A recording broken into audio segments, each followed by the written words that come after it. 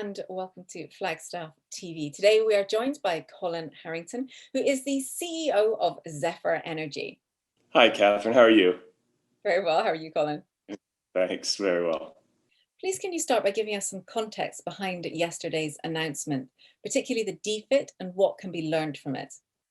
Sure, happy to. And I think, as I often like to do, it's important to step back and think through what we were trying to accomplish. And here, as you remember, we've got this really large land position, about 25,000 acres with seismic under it, fresh seismic, relatively new seismic. There's a lot of production to the south of us, but the northern part of our basin is not well explored, not very well understood. It's an immature basin. So the last year, we've been working really hard to, with our partners at the DOE and the Energy and Geosciences Institute at Utah, to try to understand what the geology and the characteristics are of our asset position. So we've got 100 feet of continuous core or more that we've pulled out and we've analyzed. We've spent a lot of time looking at that. We've had multiple logging runs. And, through this process and through our analysis, we've had a series of green lights that have encouraged us to keep pushing forward with this project. And really, as we think about this and we've thought about ways to complete it, typically in this area, you see wells that go after natural fractures. But we've always thought that there could be an opportunity to make this a significantly larger project by using hydraulic stimulation like they do in places like the Permian and the Williston Basin. So what we needed to do to try to understand this, and it was the last step, was to do what's called a DFIT, a diagnostic fracture injection test, where you go in at the toe of the well and perforate about 3 feet, and you inject it with pressure and you measure the response. So we did that over the last 2 weeks, and what we saw was another great green light. So I'm very happy with how this has gone, and it's helped us choose how we complete this well. And Colin, why have you decided to complete the well via hydraulic stimulation rather than natural fractures? So, a number of reasons, but what we learned from the DFIT, if I don't want to overuse the analogy, but again, another strong green light. And what we learned was we have very high formation pressures, which is great when you're talking about things like reservoir drive. Again, permeability, which is key for this type of play. We see very similar perms to what we see in places like the Williston or the Permian Basin. We saw hydrocarbon flow during this test, which is another very encouraging sign. And then we got a lot of geomechanical data from this, and that we were able to analyze that and interpret it. All of those signs gave us the clear conclusion that doing this by hydraulic stimulation is the right way to complete this well. So we think we have an excellent place to complete and do what's really a proof of concept here. The well bores in zone for over 4,000 feet. Much of that can be perforated. Pressures and perms look strong.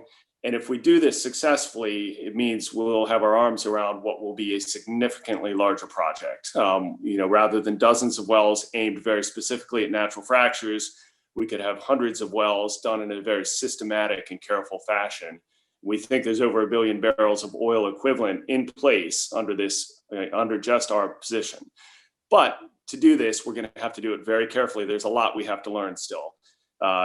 Spacing, completion techniques. We're operating in an area where I said there's very, very high pressures, which is great for reservoir drive, but it's also going to mean we've got to be incredibly careful with how we complete it.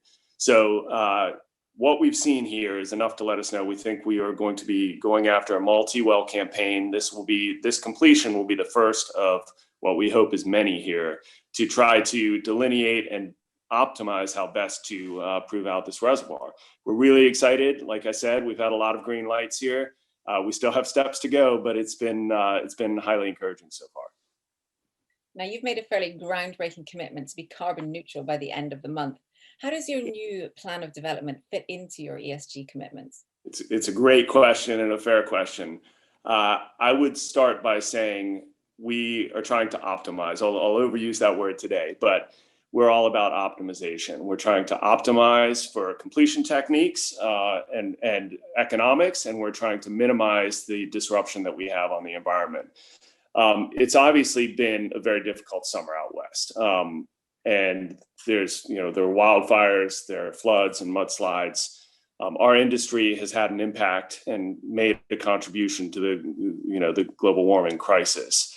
But what we're producing, hydrocarbons, is still in global common usage. And while it is, I think it's really important to produce it in a responsible and as less intensive fashion as possible. So what we're doing here with hydraulic stimulation, it allows us to minimize the impact that we have on the surface. So instead of having to go to individual locations and target fractures, we can do multiple wells from a single pad, and we can do it in a much less with much less surface disruption. As I said before, we're on an old missile testing site. It was a missile range for a period of time. It straddles an interstate. It's got a lot of roads already in existence. It has power and it has gas infrastructure.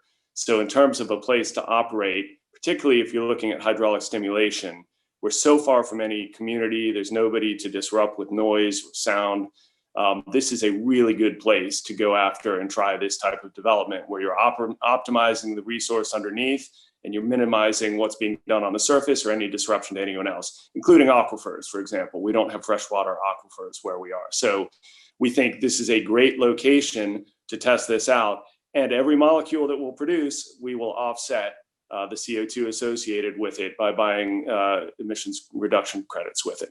So we think we are, from an environmental perspective, hopefully doing something here that will demonstrate to the rest of the industry how to develop something in as efficient a way as possible from an economic standpoint, and to minimize the environmental disruption with it. Thank you, Colin. And Yeah. last question for today. What's next for Zephyr Energy? What's next? A lot is next, as always. So on this well, we've got the completion crew coming in. As I said before, it's been an incredibly disruptive summer from a weather standpoint. The main artery, the main highway getting out to us, for example, in the mountains was closed with mudslides for a series of weeks. So I'm really pleased that we've been able to maintain our timeframes so far, and I'm really pleased that we have a completion crew lined up for early October. So they'll come out, it'll take us about a week to complete the well, and then we'll turn immediately to production testing. So that's on this well. We've also had a number of months of production on our non-op portfolio in the Williston, and we'll be releasing numbers with that shortly and give guidance on what our production is and what it will be for the coming months. And then, as always, we've got a lot that we're looking at in terms of business development and acquisitions. People shouldn't be surprised if we're active on that front again, because we're constantly looking for things. It's a very good market to be a buyer. So there's a lot going on, and it'll be a busy few months here. Certainly sounds like it. Thank you very much for your time today, Colin. Thanks. And thank you for watching Flagstaff TV.